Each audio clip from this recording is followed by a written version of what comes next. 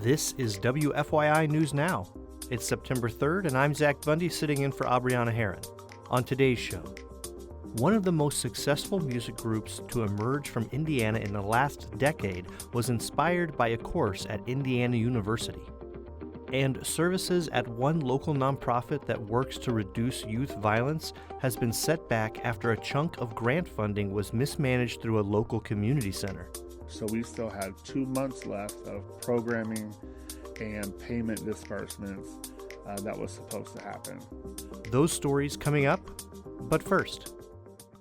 Dozens of residents protested last week after city officials advanced Google's plan for a massive data center in Franklin Township. Now, opposition to the project is growing as Republicans and Democrats find common ground against the project. Farah Anderson has more.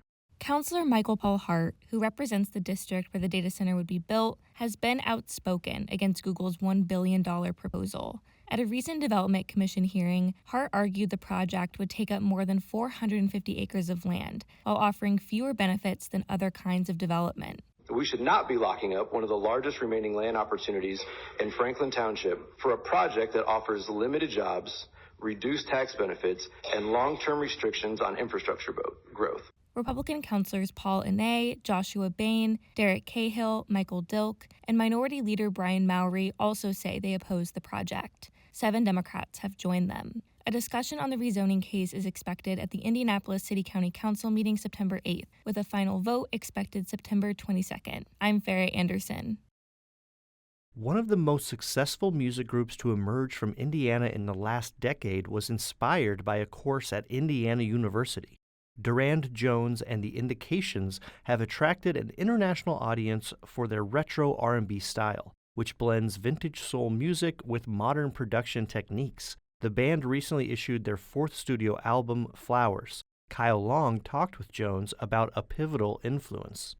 The group was founded in Bloomington in 2016 by IU students Durand Jones, Aaron Frazier, and Blake Ryan. Jones is the band's lead vocalist. He credits a legendary campus ensemble for bringing the group together. IU Soul Review honestly gave me a chance to leave Louisiana and to continue my music studies. It is a life-changing opportunity. The IU Soul Review has performed Black popular music like R&B, soul, and funk for more than 50 years. Here's a 1977 recording of the review. The alumni, the list of all of the amazing soul musicians who have been involved with the IU Soul Review is exponentially large. It's really awesome that the Indications are a part of that legacy too. During Jones' time with the IU Soul Review, the ensemble was led by Tyrone Cooper. Jones says Cooper's influence helped to shape the Indications' music, and that's present on their latest album, Flowers. One thing that he really wanted to instill inside of us when we were under his tutelage was that there's these 3 main components of soul, which is the love song, the social consciousness, and the party. You will find those tropes within every single Indications record. I'm very thankful for the times with Tyrone. I'm Kyle Long. And for our final story today. At a time when youth violence prevention is top of mind in Indianapolis, work for one local nonprofit has been set back. Brandon Randall, founder of True Colors, learned a chunk of his grant funding was mismanaged through the Faye Bicard Glick Neighborhood Center. Abriana Herron sat down with Randall to talk about the situation after the center unexpectedly closed last month. Briefly explain what your organization does and its connection to the Faye Bicard Glick Neighborhood Center.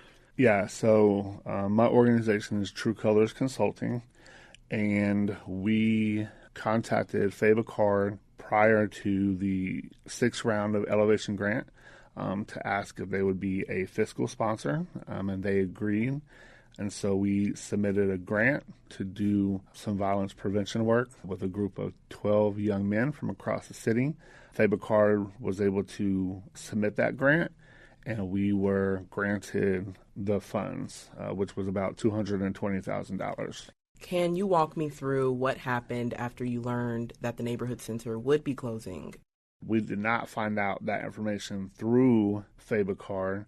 It was through community members. What happened was I contacted the board chair, Jamie Blank, and the CFO to request a meeting between FABACAR, True Colors, and then the foundation, because I wanted to make sure that we had all of the information, that we needed from FABACAR, but also just to make sure everybody was on the same page regarding how much funding we had remaining. We arrived to the meeting, and I just asked pretty directly, do you still have our money?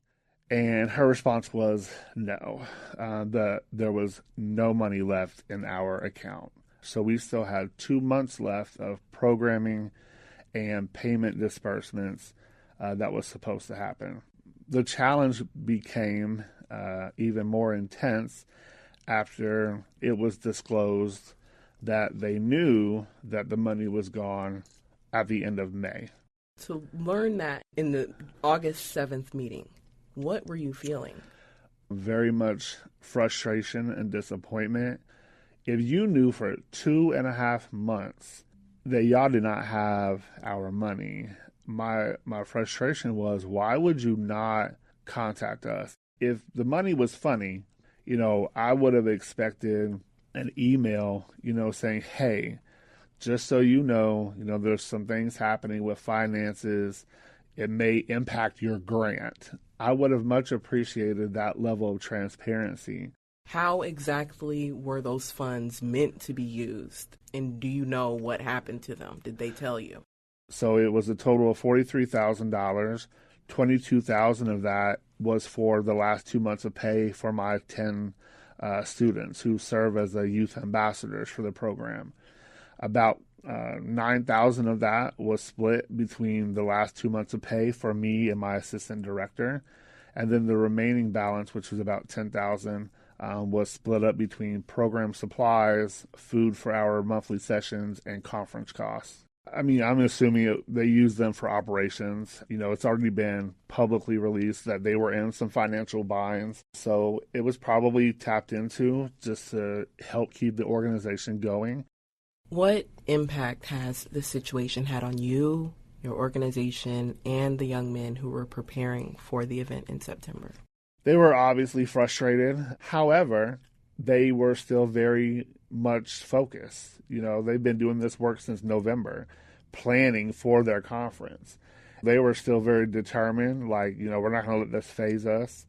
For me, it's been very overwhelmingly stressful because I'm responsible for the entirety of this program, and I've done everything I was supposed to do. How do you move forward from this situation? So right now, we're essentially put on pause as far as funding goes. We are still moving forward with our conference. That's still happening. The work does have to continue, even though I don't know how I'm going to pay them in 2 weeks. At this point, I'm taking it day by day. Thank you so much, Brandon. Absolutely. Appreciate it. True Colors secured a site for its September conference. In a statement, the Indianapolis Foundation, which runs the Elevation Grant Program for the city, says it is committed to collaborating with the center and other partners to help ensure that needs continue to be met. A FABACAR representative says outside help has been hired to understand what happened financially. That's all for today's episode of WFYI News Now. Our podcast is produced by me, Zach Bundy, with support from the news team at WFYI and public media journalists across the state. Our news director is Sarah Neal-Estes. Kendall Antron produced our music.